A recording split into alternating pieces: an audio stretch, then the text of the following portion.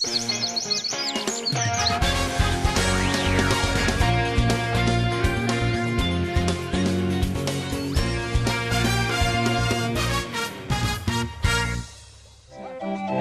houdt altijd een heel feestelijk gevoel, hè, zo'n draaiorgel. Welkom bij Sillery Friesland live vanuit Warkum. Gaat het een beetje goed, Jappie? Net te hut draaien, net te hut. Neem het maar roer, toch? Ja, deze stad ziet deze dagen bal van de keus. Dat komt goed uit op onze reis naar het culturele leven in Friesland. Friesland wil in 2008 een culturele haardstad worden, dat weet je wel. Ja, en Douwe Heringa die doet altijd in de cultuurhistorie. Of doe ze een steegje in, Joort? Ik doe een steegje met Jan-Pieter Dijkstra en die zal u alles vertellen over de telefono. Telefono? Nou, dat steegje. Klinkt heel interessant, zo'n steegje. Ja, dan ben je een heel soort monumenten. Dat is echt een heel karakteristiek stadje onder Isomar en dat houdt hele mooie plaatsjes.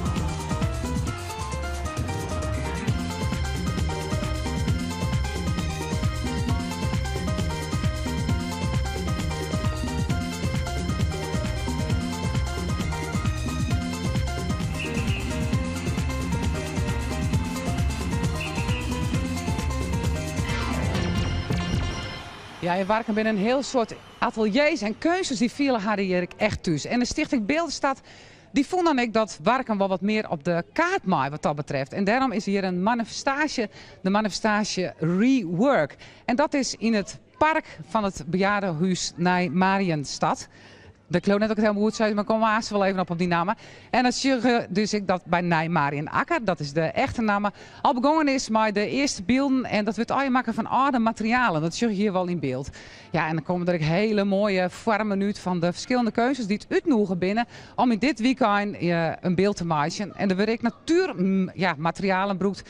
En dan krijg je een hele mooie wigwam, maar ik nog een viever erbij. Nou, genoeg te zien daar in het park bij Nijmariënakker. En intussen is bij mij Joubrecht Steringa, de druwende krijfkes, gaat wel zeggen, achter deze manifestatie. Waarom heet het eigenlijk Rework? Nou, het is wat een verwijzing naar het nijwerkje met waardeloze materialen, hergebruik. En het eind van Rework is alweer het begin van Warkum.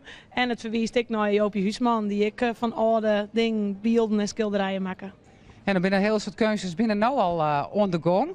Wat moet dit Warkum eigenlijk opsmieten, deze manifestatie? Nou, allereerst was het park weer een beetje naar je impuls Jan om te zien dat er heel veel met die werken. En ten tweede is het gewoon dat er Warkum zoveel op cultureel gebied te bieden heeft, dat deze manifestatie dat weer even dat Warkum zich meer als cultuurstad kan positioneren.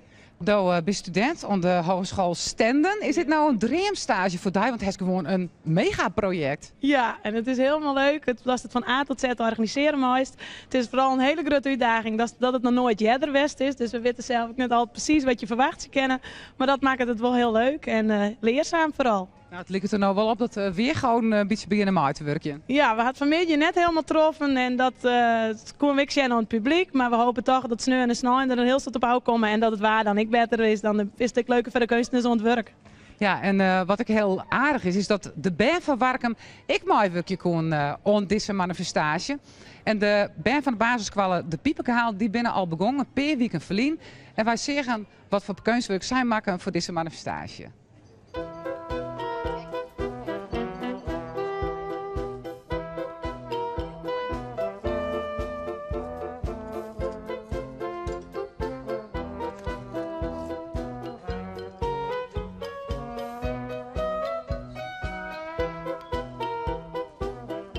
Ik heb dat verzorgingshuis uitgekozen omdat jullie klaslokaal kijkt daarop uit. Als je naar het raam kijkt die naast de meester zit, ja. Dan kan je dat zien zitten. Wat moet dat groen worden waar je mee bezig bent? Een bloem. Blaadje. Ja, een bloemblaadje. Een blaadje. Ik weet niet precies, het lijkt niet zo erg op, vind ik. Maar een beetje fantasie. Het is tenminste iets. Dat is kunst, hè? Ja.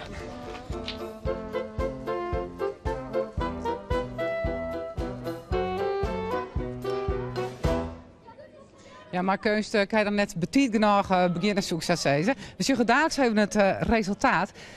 Jelbricht, nou worden al die beelden naar Del zet. Wat zullen er maar barren?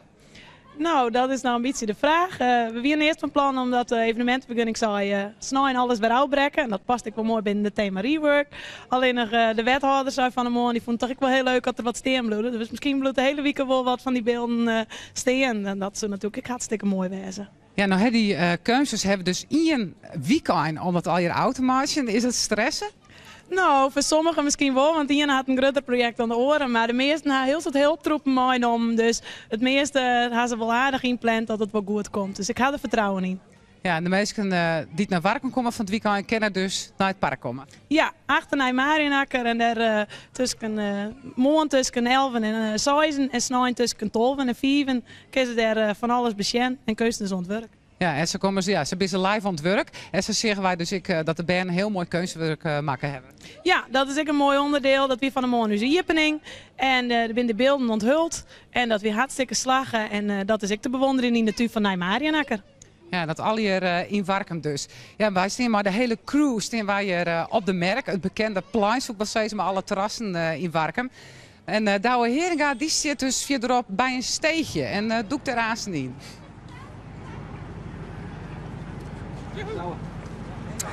Ja, Jan-Pieter Dijkstra hier. Goeie. Goeie. Waar staan wij hier? Bij wat voor steeg gloppen? Wij staan hier bij de Tille van de Stegen. En dat is vanzelf een heel nieuwsgierig woord. Het is een geerstalling tussen Tille en Vonne. Dat hebben ze om elkaar geplakt. Want de Tille, dat is een brechtje, een heegoud, nemen we dat. En de Vonne, dat is een stukje laan met een keln hierin. En dan is Vonne wat verbasteren daar Vonne, want officieel is het vinden. Ja. Maar Warkumers die hebben dus wat een eigen afwijking van het Friesk. En dat is telefonen. Dus het heeft helemaal niet uit te staan met de KPN of zoiets. Want dat menen natuurlijk een heleboel mensen telefonen. Toch te kikken, hè? Maar het heeft er niet uit te staan. Nee. Maar dit steekje is in Warkum vraag van Jen, kan je haast wel zeggen. Want dit is rond in de jaren 50, 60 wie dit het vrije steekje van Warkum. Wat dienen ze hier? Nou, ik zei, men zag je verkering. En dus je bent een heleboel Warkumers. Die hebben haar een eerste tuutje gekregen, of jong. Oh jong. En daar zit een beetje een speciaal ritueel bij. Ja. Dat ritueel dat begon eigenlijk bij de lunchroom Sido. Dat is nou Joop's huiskamer, maar dat weer vroeger lunchroom Sido. En daar staan dan de Warkumer jong feinten, die staan daar opsteld in de plesvaar. Scherpe teer in De rollenvanger. Juist, scherpe teer in de broek en het hier vol brillantine. En de vrouwen die keuren tussen de gereformeerde kerken zo'n beetje en de merk. Op straat en weer eren mineren. En dan waren er dus wat contacten lijnd. En dan zijn noeres jongen dat wat skimmerig waard al wat stil op straat. Want dan bedaren de meeste steltjes, die bedaren hier al in de telefoon stegen. En dan kon men het laan ingaan, dat mooi waar wie in de berm zitten. Ja. En zo is dit het steegje van de Warkumer Vrijerij. En als bewijs daarvan hebben we hier rond eind nog een heleboel namen die binnen in deze schutting uitgerast, maar een boesmeskes is maar. En soms maar een hartje pielker terug. Je weet dat wel, dat Amar gedoog. Ja. Wat kunnen jou praten? Geweldig. Nou, dat dankjewel. Dankjewel. Ja. Maar ik moet er ook bij zeggen. Dit steegje is net alleen gebruikt door de vrijers van Warkum, maar ik de stadsboeren van Warkum. Die gingen hier op een fiets met de melkbus voor op een stangen. En dan gingen ze naar het strand naar Hardenkei. En hier ben we dan dus bij die namen die het uitfikken binnen. En de oudste die is ongeveer van Njochtje Tien, Njochtje Tolen weer erin vonden zelfs. En dus dat stuk is al een dikke 100 jaar oud, denk ik. Ja, ongelooflijk. Het ziet er wel wat voor tuteers uit, hè? Maakt het net naar je monumentenzorg? Nou, ik zou zelf zeggen, het moet op een UNESCO-lijst. Ja, wat op, ja. Oh nee. Ja, Pieter Dijkstra, dank. Als je hem nou eens een keer in Warkum binnen, de telefoon is tegen. Er staan je al je mooie ingraveringen van mensen die verhelen weer. Maar de levensgong dan, ik wil dus een keer uit. Ja, en die telefoonsteeg die is hier achter mij, dus dan weet je wat je wezen moet om het steegjes even in te doeken. Nou, je zegt correct al, de eerste omzetten van de beelden en kunstwerken in het park. En een van de deelnemende kunstenaars is Maria Bouwhuis. En die is achter mij hier alweer aan het werken. Maria, kan ik even storen? Ja, zeker. De is hier ondergang met Gravity. Wennenstuk in Warkum. Wat is dit? Net vallen. Dat weet ik nog net helemaal. Het is een vrouwtje en ik ben vormen onder het meidje. Maar wat het precies wordt, dat weet ik zelf niet. Ja, want wij zeggen dat het toen we hier kwamen, werd gewoon een zwart-wit-gries paneel. Ja, grijs en grauw. En ik dacht, dan ging je het al je vrolijke kleuren nog in hem uitzien. Dus, Dat slag het al aardig. Maria, er wordt een heel soort kluit in Keuzeneslaan. Want er wordt een heel vast bezuinigen. Kerst de hollen nog boven bed raren? Nou, ik ben denk ik maar een eerlijke sloeper. Ik doe wel wat ik leuk vind. Maar ja, dat zullen wel wat meer maaien. Maar qua subsidie shit, al die dingen... denk ik net dat kunstenaars een heel teffet met de heli. Dus dat ze bezuinigen van uit de overheid. Ja, dat ik net een hoop yield heb en ik net investeren in kunst. Dus dat is het eerste wat mij opvallen. In principe vind ik. Opvallend, een kunstenaar die het vindt dat subsidies wel opgebouwd worden kennen. Nou ja, tuurlijk, wist wel, er moeten wel leuke dingen diend worden. Maar in principe moeten kunstenaars, denk ik, creatief genoeg zijn om het deel te zetten zonder al te veel yield. En als het juist wat gemeenten soms uitjouwen onkunstenaars een lullig beeld zien. En er wordt een per duizend of duizenden of 10.000 of meer, wist wel, onuitjoend. Dan denk ik, ja...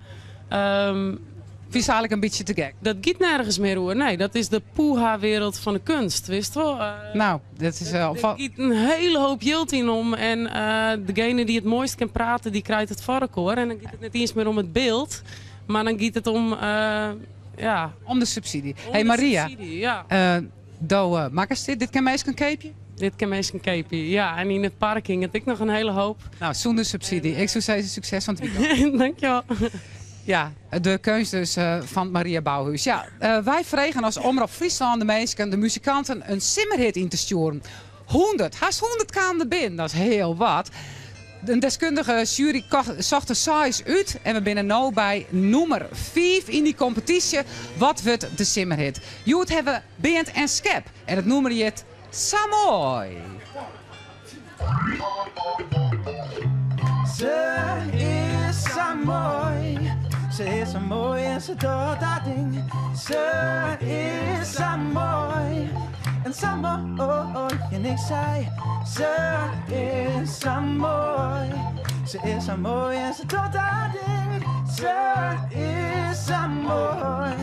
En zo mooi. Ik zeg als steen, ik weet het nog. Zo mooi lief, mooie eigen. En nou wat is het toch een mooie meid om naar te zien. Een mooie meid om dingen mij te dwaan. Ik krijg mijn zin, ik neem aan mij en volle mooie dingen, ja. En dat ik samen mijn haar terug het centrum ren. Weet ik dat er een protte jaloerse blikken binnen doet me niks. Want ik weet wel dat ik het was is. Ik is zo'n mooie meid wil ik net kwijt. Dus schat, kom op, is mijn vriendin. Ze is zo mooi. Ze is zo mooi en ze doet dat ding. Ze is zo mooi en zo mooi. En ik zei, ze is zo mooi. Ze is zo mooi en ze doet dat ding. Ze is zo mooi en zo mooi. Nou, dat wie de minuutversie van Samoy, de simmerhit van Beert en Skep. Ja, ik zou zeggen, dat is wel een applauswürdig. Je neemt hem tussen me in zitten. Berend Visser, Klaas Jansma, Beert en Skep. Je bent wel aardig bekend in Friesland, maar treden niet meer zo vaak samen op. Hoe kan dat, Berend? Hoe kan dat? Ja, we hebben een tijdje even een pauze hoor. En Klaas die studeert nog in Grains, dus we winnen wat verder bij elkaar bij. En Klaas is wat meer met zijn bandje bezig, daar ben deze jongens ook van. Maar dan ken hij denk ik wat meer. Maar toch die simmerhit, ja, we hebben geen Egypte interview, maar toch een simmerhit? Ja, toch een simmerhit. Het is gewoon Saron. En die jongens van Diastonics, het bandje waar ik nog in spelen, die dit wie een mooie gearworking. Ja, en die titel, hè, Samoy, dat is een bekende titel, want je hebt nog een noemer Samoy al. Ja, we vinden eigenlijk al deze noemers gewoon heel mooi. En vandaar deze weer Samoy. Oké, nou hartstikke dankjewel. Dat we dus Beert en Skep maar Samoy, titel is er net. Ja, en in al die sterren en plakken wat we binnen gaan we op zoek naar een familie die gewoon net uit dat plak waai te slaan is. Even googlen en we komen je dan op de familie Flapper. Nou, en die hebben we hier staan. Ivo Flapper is hierbij. Is dit de hele familie Flapper? Nee hoor, dit is maar een hele stukje ervan. En hoe komt het dat die Flappers, ja, hikken en time binnen in Warkum?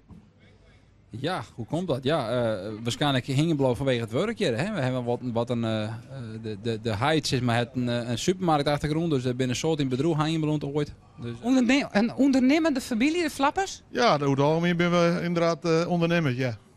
En waar is de jongste Flapper? Die zit leeuwig ergens aan de orenkant. Die wil we even in beeld zien, hè? Dit is hem, de jongste Flapper. Ja, daar kunnen we nog geen diepte-interview mee houden. Dus geven we maar gauw even waarom naar de orenkant. Ja, en hebben we hem echt bij hem familie? Ja, we komen wel eens in bij elkaar, ja. Omke Guus die bent dus dan een beetje, hè. Dan geven we ze dan, als er wat een feestje is, dan wat er is, dan geven we even een feestje aan. Een leuk feestje. Nou, dat is om je wel te vertrouwd. En er is al nog night team, zeg ik vol. Heel wat jonge Flappers.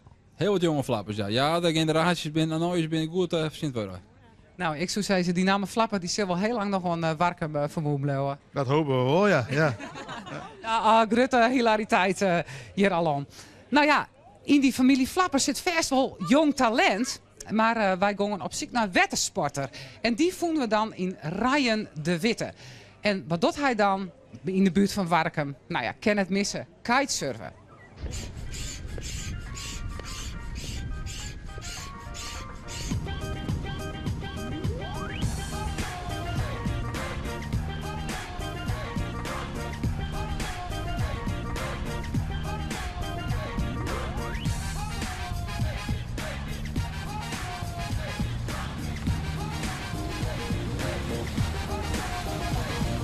Gewoon zo snel mogelijk en zo hut mogelijk door de lucht heen vliegen. Dat vind ik zo mooi, dat is echt een kick.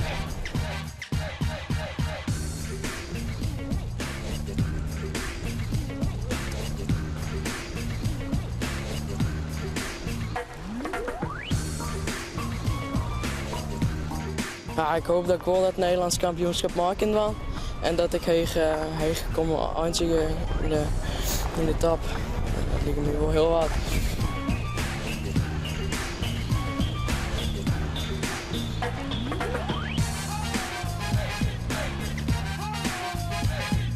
Er zijn maar een paar in de wereld die echt een heel te maken verzinnen. Maar het is wel de bedoeling dat het mij ook lukt. Maar dat is heel moeilijk, ik moest heel veel trainen. En zo volle mogelijk als de kans krijgt om het wetteren op te gaan, dan moest het ik pakken. Nou ja, ik denk net dat er nog iets zit dat ik dat ooit nog eens leer. Ja, aan het begin van de uitsturing zeg je mij al een draaiwargel. Maar we zitten nu hebben over een draailier. En dat is een heel bijzonder instrument. En Hans van Raamsdonk van Warkum, die zal dat bespielen. Maar eerst maar even, wat is dit voor ingewikkeld instrument? Het is eigenlijk een viool. In plaats van een strijkstok zit er een wiel op. Dat kan je draaien, dan krijg je een toon. En door middel van een knopje indrukken kan je dat spelen. Zo en er zit ook nog iets snorrersgeluid op, toch? Er zit ook een snorgeluid op, dat is een los kammetje. Als je het wiel een set geeft, dan kan je het horen. Dan trilt het kammetje. Dat klinkt gewoon een doelzak. Het klinkt als een doedelzak. Dat komt omdat er bourdonsnaren op zitten. Dat zijn bromsnaren die je ook bij een doedelzak hebt. Aha. Is het nou moeilijk om dat te leren op zo'n draailier? Dat is vrij ingewikkeld. Ik denk even draaien en kleer. Want je moet twee dingen doen. Je moet en dat ritme aangeven en met die trompetkam. En je moet met de andere hand moet je dat melodietje spelen natuurlijk. En dat moet dan in combinatie.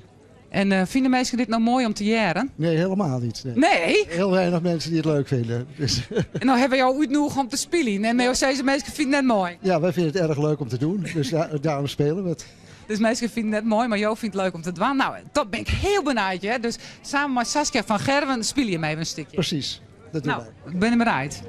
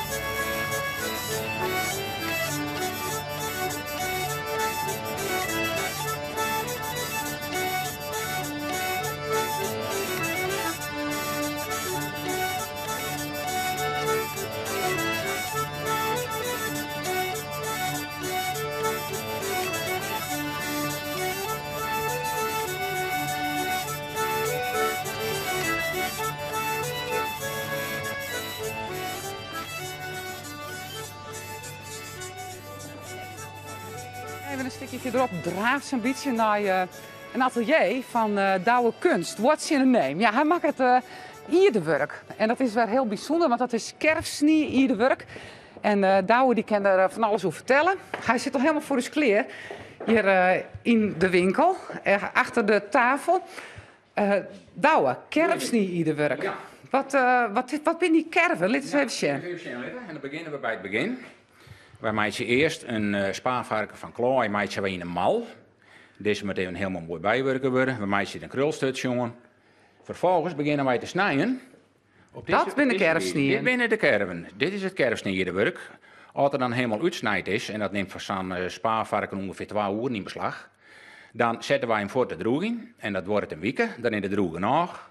Dan bakken wij ze van klooi tot stien. Aha, die hebben ik. Ja. Creatief met kunst. Ja, zo is het. Zij het het. Nou, en hier ben ik dus mijn spaarvarken met inkleuring. Hier staat de naam en daar staat aan de andere kant hebben we dan de geboortedatum. Een geboortespaarvarken. Een geboortespaarvarken. En die maken een hele soort. En dan, uiteindelijk? Als het helemaal inkleuren is, zit het er zo uit. Aha. En dat zou het net zeggen, maar als wij dit bakt hebben, dan komt het zo uit over. Dan wordt het grienig, zeg maar. Dan komen er kleuren van het lucht. Dit is hem. Als wij hem glazuurd hebben, zit het er zo uit. Wij gebruiken daar een transparante glazuur voor. Voor de tweede keer wordt het bakt op 1020 graden Celsius. Ik wil eigenlijk even één ding weten, hè? Ja. En dat is, het wie een oude traditie. Haast geen één koe dit meer, hè? Hoeveel mensen kennen dit ongeveer? Nou, voor zover dat ik weet, mijn broer, ik zelfs. En er zijn nog een paar oude mensen onder andere Margje de Jong Visser. Die komt hier nog geregeld, die is al 81 hier. Maar die leert dus nog het in en oor. En die het je hem oplaat? Die het dus in opleiding, inderdaad. Ja, is het streng? Ze is streng, maar echt waar. Maar ze vindt het ook heel mooi dat wij dit weer oppakt hebben. Zij heeft dit haar hele leven dient. Zij is al begonnen door het senierstolen weer. En zij is in feite nog de laatste die dat nog kent. En je bent de opvolgers? Dat hoop ik al. Ja, de meeste Safir is het al inderdaad. We zijn er nog draaien met wanden. En we zijn nou Safir dat we een beetje mooi, constante producten maken kennen. Dus in feite is een oude warme traditie hersteld. Dat is inderdaad zo, ja. Ja, en we hopen er nog lang met trots te gaan. Nou, Douwe, heel erg bedankt. Nou, graag. Hebben we even mooi zien hoe dat moet. Ja. Ik denk net dat ik met deze kwarte cursus dat ik dwang ken. Nou, dat hoop ik net. Dat hoop ik net, want hier ben ik een concurrent bij ik. Ja, dit wie Simmerie Friesland live vanuit Warkenwaai. Maar uw reis gaat terug. Een takom weekend dan binnen we op het beeld. En wel in oude beeld ziel bij café Het Grauwe Paard. En daar is ik weer een hele mooie activiteit in het kader van de reis 2018. Nou ja, ik zou zeggen, genieten van het weekend. En misschien even naar Warken. Nijwieken.